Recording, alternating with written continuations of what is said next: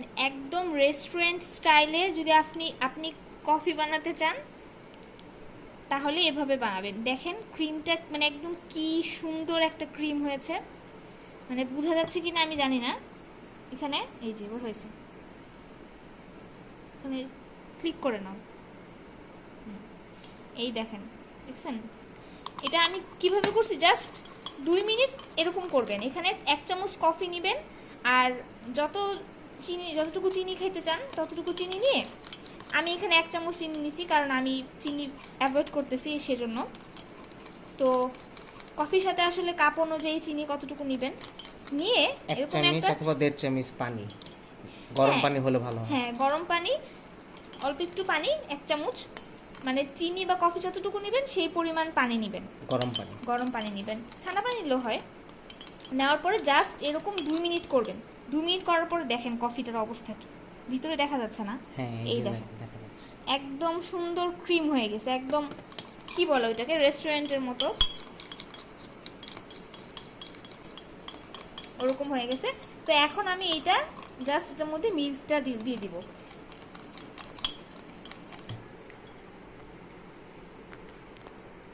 এখন জাস্ট গরম দুধ উপর থেকে ঢালা হবে।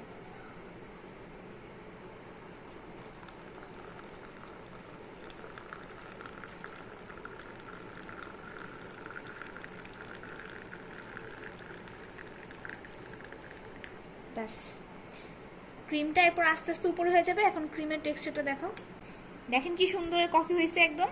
আর এটা খেতেও কিন্তু খুব মজা হয়েছে।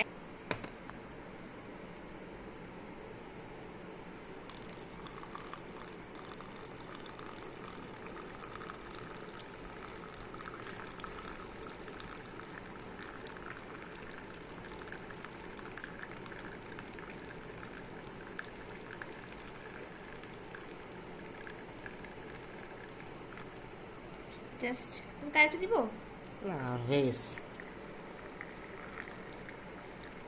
তারপর লাস্টে একটু দেখাই। হ্যাঁ, এখন এটাকে হালকা একটু করতে হবে, তাহলে ক্রিমটার দুধটা সুন্দরভাবে মিশে যাবে। আমি এভাবে করি আর কি। আমি এরকম করব জাস্ট, না এই যে দেখেন, আমি এরকম করার পরেও দেখেন এরকমটা হয়ে যায় না। চামচটা নিচে দিলেই, নিচেতে নাড়া দিলেই এরকম মিশে যাবে, তখন উপরে ক্রিমটা একদম ভেসে আসবে। এই দেখো, তোমারটা দেখো আর আমারটা দেখো। হ্যাঁ, আমারটা এটাই ভালো লাগে। তোমার এটা ভালো লাগে, কিন্তু আমার এই উপরে যে ক্রিমটা আসে না, উপরে ক্রিমটা আমার খুব ভালো লাগে। উপরে ক্রিমটা ভালো লাগে, এটা ক্লোজ দেখাও। ক্রিমটা পুরো দেখা যাচ্ছে, একদম ক্রিমটা দেখা যাচ্ছে। আর এটা হলো মেল্ট হয়ে গেছে। এটা মেল্ট হয়ে গেছে। ওকে, ঠিক আছে। এই যে এরকম একদম কফি হয়ে গেল।